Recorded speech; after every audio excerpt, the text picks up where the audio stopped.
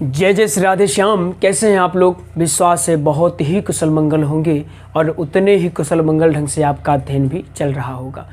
तो आज बहुत ही इंतज़ार के बाद और बहुत ही समय के बाद हम पुनः आ चुके हैं अपने उसी स्थान पर और आज से उसी तरह क्लास संचालित होगी जिस तरह से अभी तक हो रही थी।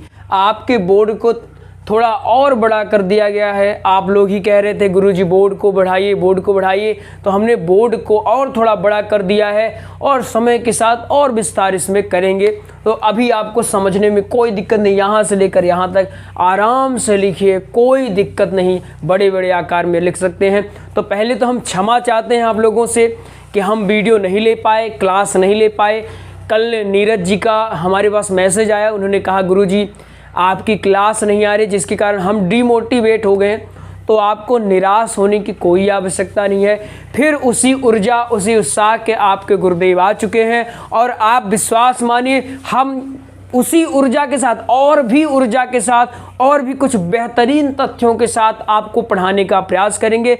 और जो नए हैं उनको हम एक बार बता देना चाहते हैं कि हमारी वीडियो देखने के बाद, हमारी क्लास लेने के बाद प्रसंग को रटना नहीं पड़ता है, प्रसंग को याद नहीं करना पड़ता है। तो आज चलिए प्रारंभ करते हैं। हमने जहाँ से इसको छोड़ा था हम वहीं से इसको फिर से स्टार्ट करने वाले थे। हम इसको तृतीय दिवस में चल रहे थे। कौन से दिवस में? तृतीय दिवस। और जो लोग अभी तक नहीं पता है, जिनको कि क्लास चालू हो चुकी है, क्लास प्रारंभ हो चुकी है, सब लोगों तक इसको शेयर करिए, ग्रुप में फैलाइए, स्टेटस लगाइए, जहाँ तक हो सके वहाँ तक बताइए सबको कि हमारी क्लास पुनः प्रारंभ हो चुकी है और हम पुनः सीखेंगे। और एक बात याद रखिएगा, लहरों से डरकर नौका पार नहीं होती और कोशिश करने वालों की कभी हार नहीं होती है।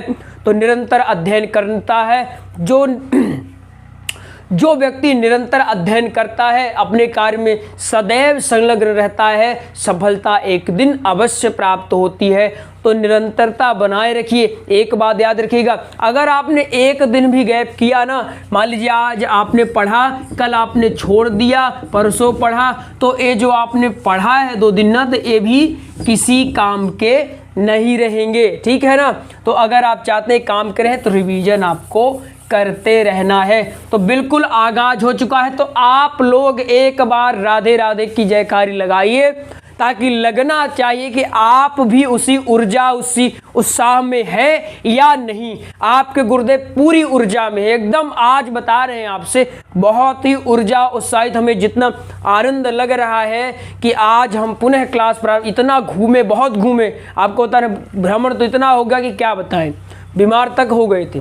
लेकिन जो आज आनंद आ रहा है आपकी क्लास लेकर, ये आनंद हमें कहीं और मिला ही नहीं। तो बिल्कुल हमें बहुत ही आनंद आ रहा है।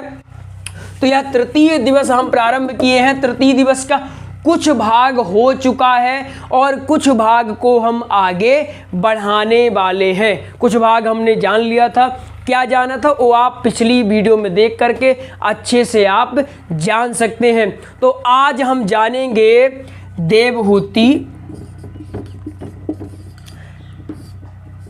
कपिल और देवहूति संवाद। इसको ऐसे लिख देते हैं ताकि आपको समझने में और सहूलियत हो। तो आपका ध्यान पूरा का पूरा यहाँ होना चाहिए। पहले आपका ध्यान यहाँ हो, फिर उसके बाद हम बताते हैं। आपका ध्यान यहाँ बोर्ड में होना चाहिए। क्या है हमारा? कपिल देवहूति संवाद। आज हम ये जानेंगे कपिल देवहूति संवाद प्रारंभ कहाँ से हुआ। आज हम ये नहीं जानेंगे कि संवाद है क्या, आज हम केवल यह जानेंगे कि आखिर यह संवाद प्रारंभ कहाँ से हुआ। तो आपका ध्यान पूरा का पूरा यहाँ होना चाहिए। पहले इसको आप अपनी नोटबुक में लिखिए कि आज हम क्या पढ़ने वाले हैं। जो नए हैं उनको बता दें कि तृतीय दिवस का, यह तृतीय दिवस का चल रहा है और तृतीय दिवस में कपिल और देवहूति संवाद चल रहा है। अगर संक्षिप्त परिचय आपको दें तो क्या होगा? कपिल कौन है? कपिल माता इनकी माता है, देवहूति के पुत्र है। कपिल भगवान जो है, इनको कपिल भगवान कहा जाता है। ये माता देवहूति के पुत्र हैं। तो प्रारंभ कहाँ से होता है इनका संवाद? आखिर क्या हुआ होगा? कुछ भी होने से पहले संवाद यहाँ हुआ, तो संवाद हुआ क्यों? संवाद यानी चर्चाएं हुई। इन्होंने इनसे पूछा और इन्होंने बताया, यानी माता देवहूति ने कपिल भगवान से पूछा और कपिल भगवान ने माता देवहूति को बताया। तो संवाद प्रारंभ कहाँ से होता है, इसको बहुत ही ध्यानपूर्वक सुनिए। ये कौन है? ध्यान से सुनिए। ये है माता देवहूति। ये माता देवहूति हैं। इनकी 9 पुत्रियां, कितनी? 9 पुत्रियां और एक पुत्र। पुत्र कितने? 1। इनकी 9 पुत्रियां और एक पुत्र। 9 पुत्रियों का विवाह आपको पता है हो चुका है। ब्रह्मा जी के पुत्रों के साथ 9 पुत्रियों का विवाह इनके हो चुका है। अब इनके एक पुत्र बचे। अब इनके जो पति परमेश्वर है, ये भी तप करने चले गए। विवाह हुआ, विवाह के तुरंत बाद ही ये तैयार थे जाने के लिए, आपको पता है, लेकिन तब जा नहीं पाए। इन्होंने रोक लिया, कहा नहीं स्वामी, अभी आप बंधन में, अभी आप जा नहीं सकते हो। लेकिन विवाह हुआ, बच्चे हुए, तब इन्होंने कहा अब मुझे तप करने दो देवी, मुझे अब तप करना है, संन्यास लेना है। ये संन्यास लेकर के चले गए। इनके जो पति देव थे, ये संन्यास लेकर चले गए। अब यहाँ माता देवहूति जो है क्या पड़ गई? अकेली। क्या हो गई? अकेली हो गई। यहाँ बहुत ही ध्यान से सुने, आपको अंतिम में अभी आपको एकदम सोचना बंद करना है कि अभी क्या है, कैसे है। केवल आपका ध्यान कहाँ होना चाहिए? बोर्ड में। कहाँ से प्रारंभ होता है एक बार पुनः जानिए। आज हम पढ़ के आ रहे हैं, कपिल देवहूति संवाद पढ़ रहे हैं। सबको क्लियर है? कपिल देवहूति संवाद पढ़ रहे हैं। होता क्या है ये आपको पता है? होता क्या है? अरे प्रभु, होता ये है कि माता देवहूति की 9 पुत्रियां, पता है, 9 पुत्रियां, एक पुत्र, टोटल बच्चे कितने? 10 बच्चे। तो होता क्या है कि इनकी पुत्रियों का विवाह हो गया और इनके पति बन चले गए। बन काहे चले गए? तप करने चले गए। पतिदेव बन चले गए, पुत्रियों का विवाह हो गया, पुत्रियों का हो गया विवाह। और ये जो पुत्र है ये भी पूजा पाठ में लग गए, भगवान का ध्यान करने लगे। ये आपको यहाँ तक क्लियर है? अब ध्यान से सुनिए, आपको अब पता चलने वाला है कि आखिर संवाद प्रारंभ कहाँ हुआ, कैसे हुआ। तो ये पड़ गई अकेली। क्या पड़ गई? अकेली। इनको बड़ी चिंता सताने लगी। ये बीमार, दिनों दिन बीमार होती चली गई और इनको चिंता सताने लगी। तब एक दिन होता क्या है, अब आपको इतना समझ में आ गया होगा कि आखिर संवाद प्रारंभ, अब आपको मेन समझ में आएगा कि संवाद आखिर प्रारंभ कहाँ से हुआ। तो प्रारंभ कहाँ से हुआ? ये क्या पड़ गई? अकेली पड़ गई। कौन? माता देवहूति क्या हो गई? अकेली पड़ गई। तो ये इनको चिंताएं, बीमारियां, चिंता हो गई और बीमारी घेर ली। इतना हो गया, इनको चिंताएं घेर ली, बीमारी घेर ली कि भगवान 9 पुत्रियां मुझे दी, मेरे लिए उत्तम योग्य वर की तलाश तुमने की, लेकिन आज देखो मेरे पास मेरे दुख को बांटने वाला, मुझसे बात करने वाला कोई और नहीं है। जब तक घर में कन्याएं थी तो चहल पहल मची रहती थी, लेकिन अब क्या होता है? अब इनके पास अकेलापन, इन सुनसान लगने लगा घर। तो बड़ी चिंता व्याकुल होकर बैठी रही। तब बैठी बैठी गई अपने पुत्र कपिल भगवान के पास।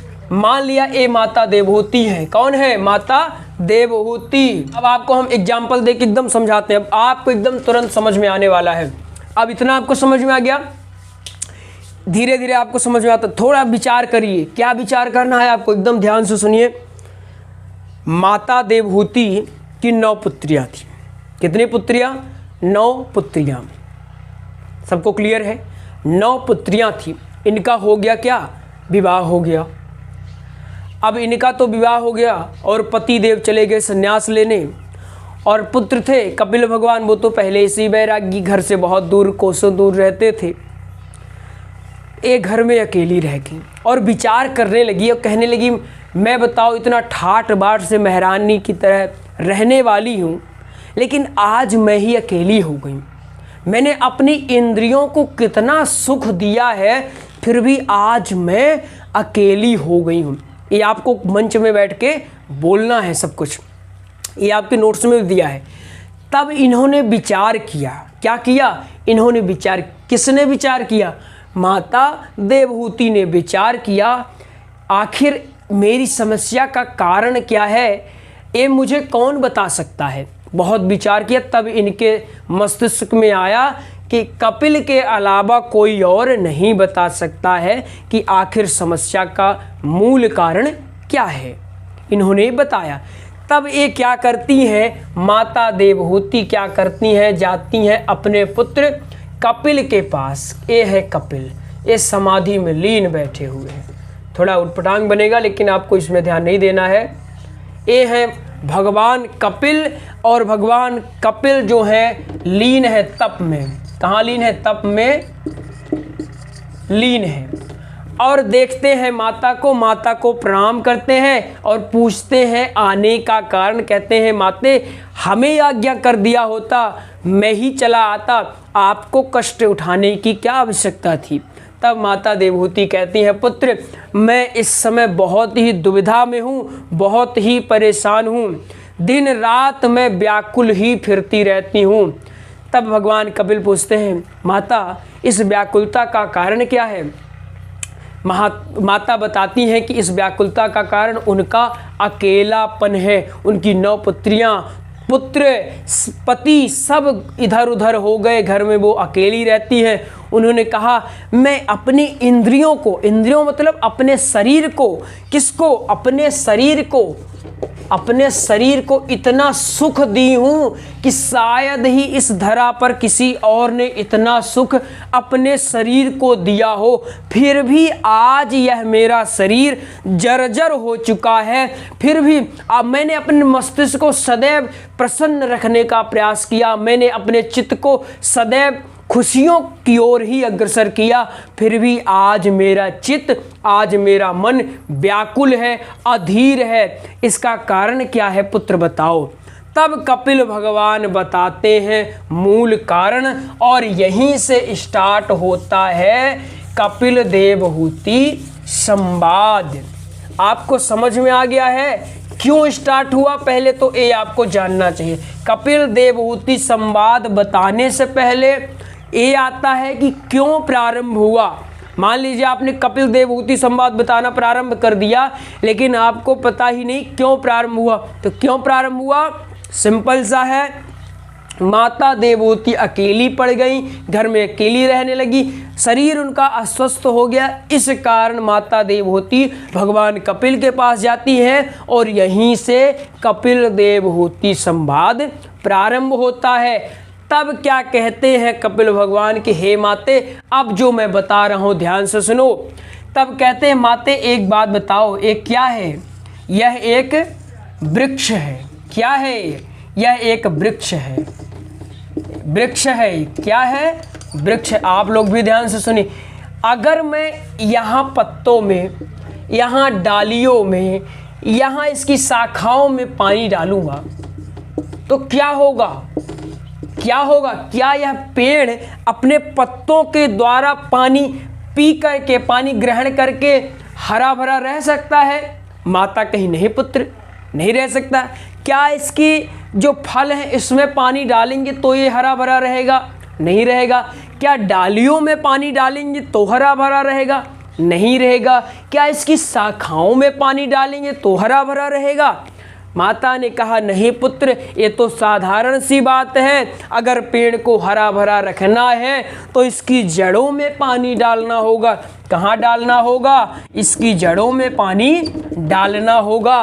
तब कपिल भगवान कहते हैं, माते आप तो सब जानती हैं, तब जानकर अज्ञान क्यों बनती हैं? माता देवहूति थोड़ा चकित हुई। कहीं पुत्र अब तुम देखो, अनर्गल बातें कर रहे हो। अगर मैं सब जानती तो मैं तुम्हारे पास क्यों आती? मुझे पता ही नहीं है, इसीलिए तो मैं तुम्हारे पास आई हूँ।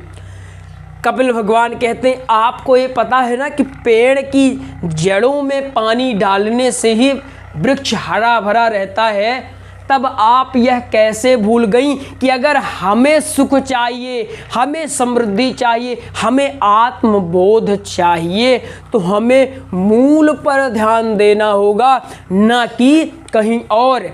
आपने अभी तक अपने शरीर को स्वस्थ रखना चाहा, अपने मस्तिष्क को स्वस्थ रखना चाहा, लेकिन जो मूल है, जिसकी वजह से ये हमारा शरीर चल रहा है, जिसकी वजह से हम श्वास ले पा रहे हैं, क्या आपने उसका स्मरण किया कभी?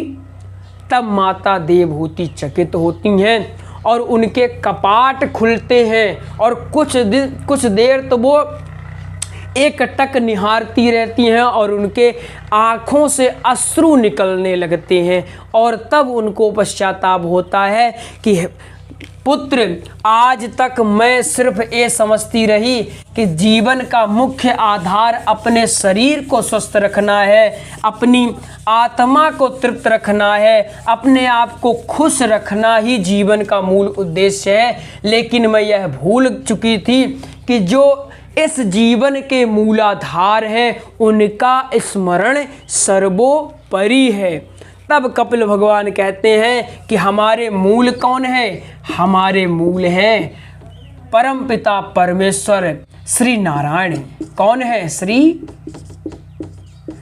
हमारे मूल कौन है? हमारे मूल श्री नारायण है। अगर हम इनका ध्यान नहीं करते हैं तो बाकी हम कुछ भी कर ले, हमें आत्मबोध नहीं हो सकता है।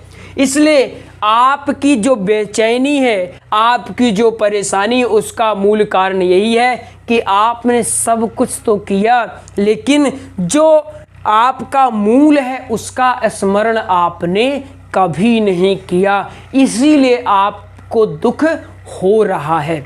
इतना आपको समझ में आया? आज हम इतना ही बताएंगे, अगली चीज़ें आपको कल बताएंगे। आज हमने क्या क्या ये जाना, ये बताइए। पहले तो हमने जाना संवाद प्रारंभ क्यों हुआ, प्रारंभ क्यों हुआ, पहला हमने ये जान लिया कि प्रारंभ क्यों। ये अगर आपसे कोई पूछता है कि बताइए कपिल देवहूति संवाद प्रारंभ क्यों हुआ, तो बता लेंगे आप? बता लेंगे? नहीं बता लेंगे तो वीडियो को आप पीछे करिए, एक बार और देखिए, आप आसानी से बता लेंगे। क्यों बता रहे हैं? क्योंकि बीमार थी ये, इसीलिए हो गया।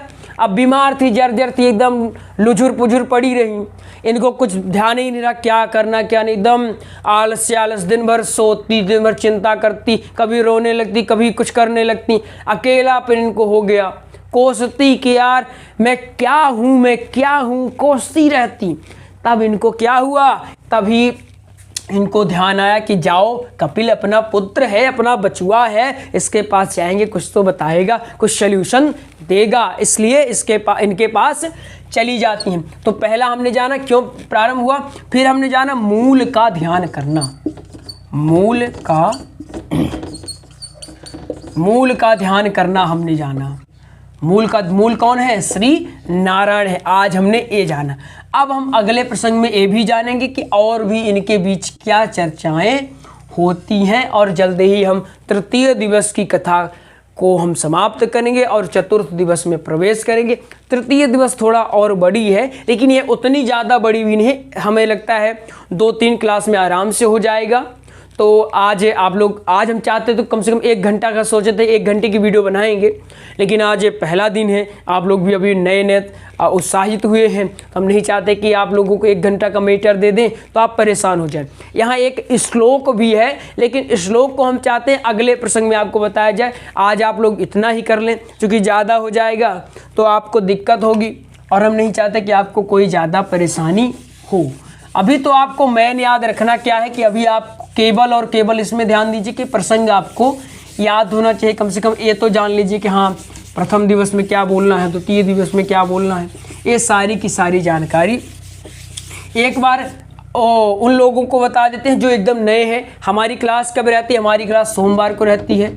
सोमवार हालांकि अभी हम क्लास का समय चेंज करने वाले हैं, कुछ दिन में कर देंगे, 1-2 दिन में करेंगे, लेकिन अभी इसका मुख्य ये सोमवार, बुधवार और शनिवार हमारी क्लास का टाइम यही रहता है।